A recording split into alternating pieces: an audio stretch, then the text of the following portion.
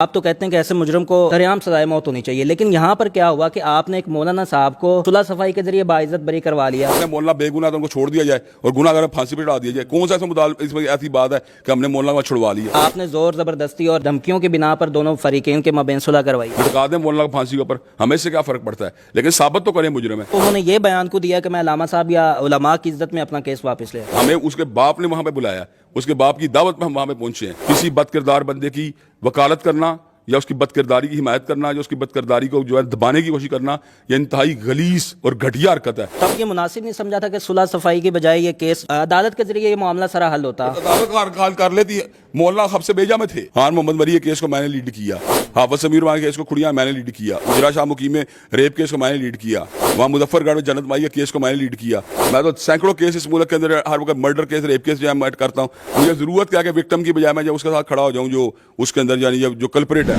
السلام علیکم ناظرین، میں معاذ شکور، آپ دیکھ رہے ہیں جاگتا پاکستان۔ اس وقت مین اسٹریم میڈیا اور سوشل میڈیا پر یہ خبر بڑی تیزی سے گردش کر رہی ہے کہ مولویوں نے اپنے ایک بیٹی بھائی کو زیادتی کے کیس میں باعزت بری کروا لیا ہے۔ اس حوالے سے ہمارے ساتھ بات کرنے کے لیے موجود ہیں علامہ ابتسام الہی ظہیر صاحب۔ علامہ صاحب بہت شکریہ، آپ نے اپنا قیمتی وقت دیا۔ آپ تو کیپٹل پنشمنٹ کے بہت بڑے حامی ہیں، آپ تو کہتے ہیں کہ ایسے مجرم کو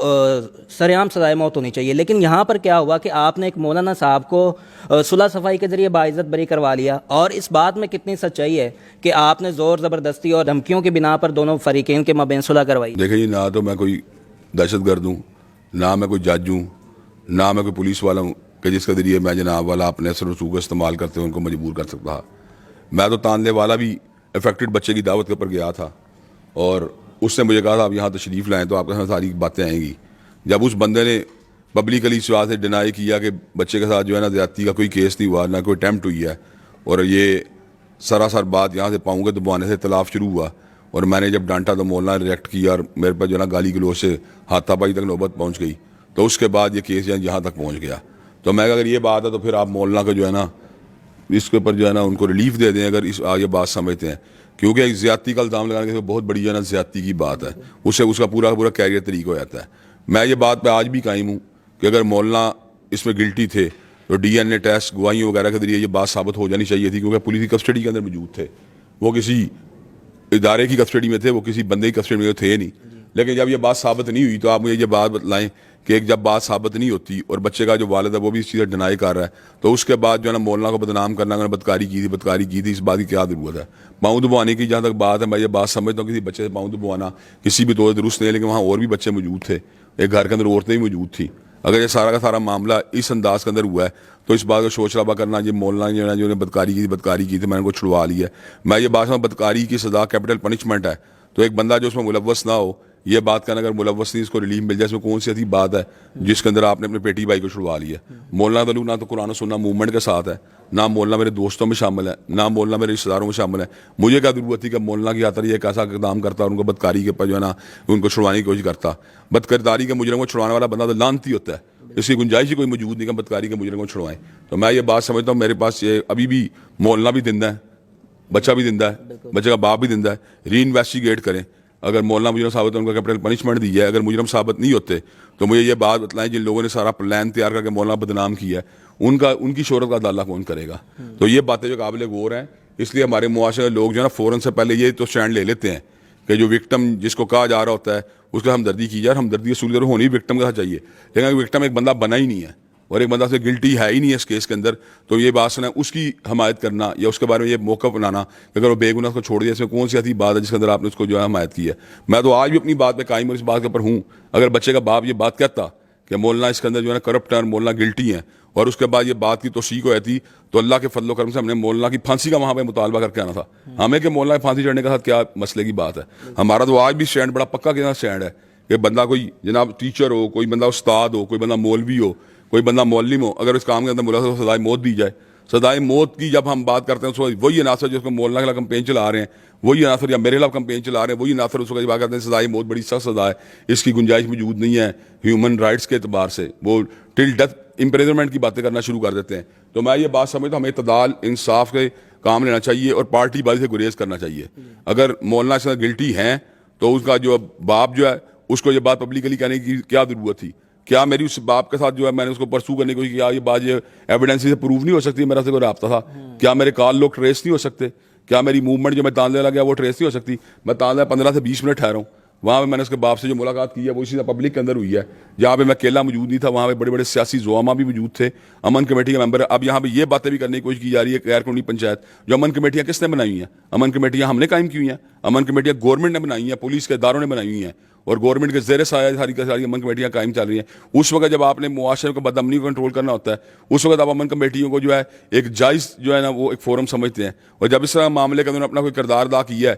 تو اس کے اندر آپ کو ناجائز فورم بنا رہے ہیں. میں یہ بات سمجھتا ہوں اگر مولانا جو تھے وہ گلٹی تھے تو ان کے باپ کو بہت بڑی زیادتی کی، ان کے باپ نے پبلکلی یہ بات کہا کہ میرے بچے کے ساتھ زیادتی جو ہے نا نہیں ہوئی، اور اگر اس نے جھوٹا الزام لگایا تو پھر بھی یہ بہت بڑی زیادتی کی بات ہے. یہ تو میں سمجھتا ہوں کہ ہماری ایک انسانی ہمدردی کی بات ہے کہ جب ہم نے یہ بات محسوس کی کہ مولانا کے اوپر وہ الزام ہے جو ہے ڈینائی کر رہا ہے، اور مولانا جو ہے اس کے بدلے جو انہوں نے اس کے ساتھ بدتمیزی کی ہے، بد کلامی کی ہے، جہاں تنازع ہوا ہے، تو اس کے اوپر ان کو بھی معذرت کر لینی چاہیے. اب اس معذرت کو جو ہے اس بد کرداری کے ساتھ جوڑ دیا جائے، اس سے افسوسناک اور رذیل حرکت کو دنیا کے اندر نہیں ہو سکتی کہ معافی جب وہ تو اس تنازع کے اوپر ہو رہی ہے، اس بات کے اوپر ہو رہی ہے جو مولانا نے اس کے ساتھ اس بچے کے پاؤں دبانے کے اوپر ریئیکٹو ہو کے بات کی ہے، اس کے اوپر کہہ رہے ہیں آپ مولانا کو معاف کر دیں. باپ کا بد کرداری کا جو ہے اگر الزام آپ یہ بتائیں، ہم اس کے اندر جو ہے وہ ایک انسانی ہمدردی کا اعتبار کر رہے ہیں کہ آپ مولانا کا بد کرداری کا الزام سے ڈینائی کر رہے ہیں، تو مولانا بھی اس بات کو معذرت کر لیں جو پیر دبوانے کے اوپر جو آپ کو دکھ پہنچا ہے یا جنہوں نے آپ کے اوپر جو ہے نا آپ کو گالی گلوچ کی ہے. اب اس بات کا نا معافی اگر جرم نہیں تھا دلوائی، اور جرم یہ نہیں تھا بد کرداری کا، بد کرداری کی اٹیمپٹ یا بد کرداری کے جرم کے اوپر معافی دلوانے کی کوشش کرنے والا بندہ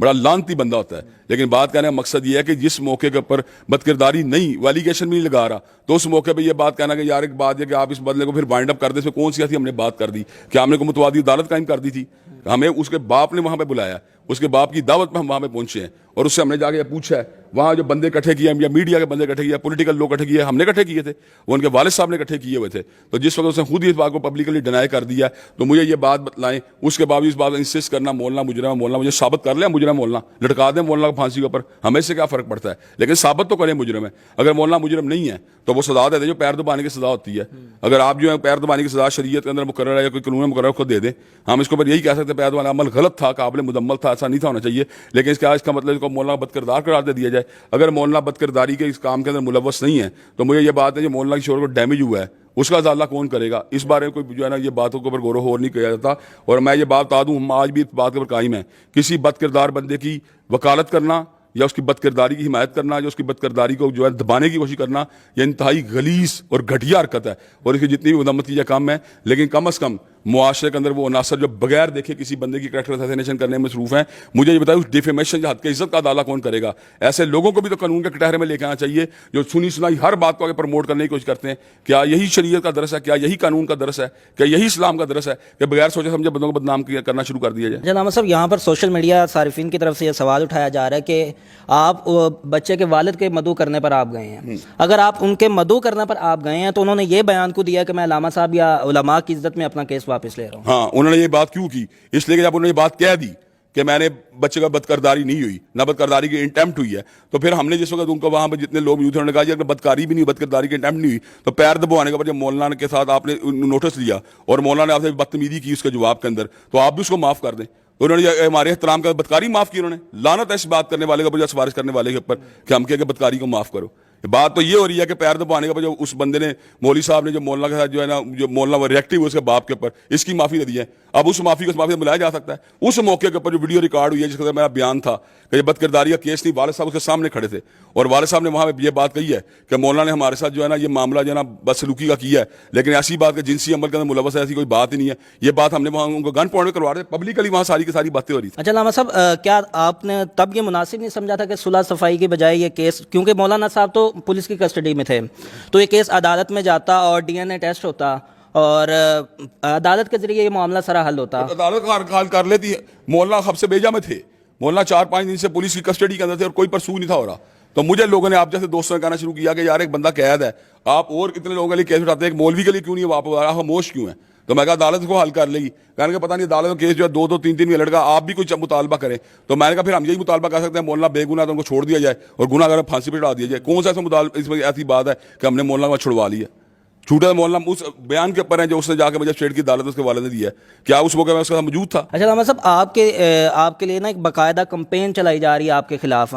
اور لوگ یہ بھی کہہ رہے ہیں کہ جو علامہ ابتسام لائی ظہیر صاحب اس سارے جو کیس کے ہیں रवां दवा हैं, इसके बारे में जो आपके खिलाफ प्रोपेगेंडा कर रहे हैं उनके बारे में आप क्या कहेंगे? देखिए यार, मैं तो अल्लाह का शुक्र है, पूरे मुल्क में जहां भी जुल्म होता है, हान मोहम्मद मरी के केस को मैंने लीड किया, हाफिज समीर के केस को खुड़िया मैंने लीड किया, उजरा शाह मुकीम में रेप केस को मैंने लीड किया, वहाँ मुजफ्फरगढ़ में जन्नत माई के केस को मैंने लीड किया। मैं तो सैकड़ों केस इस मुल्क के अंदर हर वक्त मर्डर केस, रेप केस जो है मैं करता हूँ। मुझे जरूरत क्या है कि विक्टिम की बजाय मैं जब उसके साथ खड़ा हो जाऊँ, जो उसके अंदर यानी जो कल्परेट है। यहाँ पे बात है, विक्टिम जब उसके वालिद ने खुद कह दिया और मेरी वहाँ पे वीडियो मौजूद है, मैं अगर आप ये बात कहते हैं कि मौलाना ने ज्यादती की है और ज्यादती के अंदर यानी पेशकदमी की है, तो हमारी हमदर्दियां मौलाना के साथ नहीं बल्कि आपके साथ है। इतना कैटेगोरिकली बयान देने के बावजूद जो कैंपेन चलाते रहे, हमें इससे क्या फर्क पड़ता है?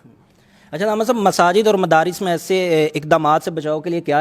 एहतियाती तदाबीर इख्तियार करनी चाहिए और आप इसके बारे में क्या इरादा रखते हैं? मैं समझता हूँ यार, हमने तो अल्लाह का शुक्र अपने पूरे मरकज के हर कमरे के अंदर कैमरे लगवाए हुए हैं और हमने बला जरूरत दाखिला मना किया हुआ है बड़ी उम्र के बच्चों का, छोटे बच्चों के कमरों के अंदर और उसातिज़ा का भी। हम फिर उनकी इंटरेक्शन को उस हद तक चाहते हैं जहाँ पे आप पढ़ होते हैं या जहाँ पे कहीं खाना वगैरह उसको मैनेज किया जा रहा होता है। हम तो इस बात काबिल ही नहीं, हम तो टच करने काबिल, कोई उस्ताद से बात बच्चे को टच किया है, हम यहाँ पे ना सजा देने काबिल है फिजिकल, ना बच्चे को फिजिकल टच करने काबिल। हम तो फौरन से पहले कहते हैं फारक कर दें जो उस्ताद को जो इस तरह की हरकतें कर रहा हो।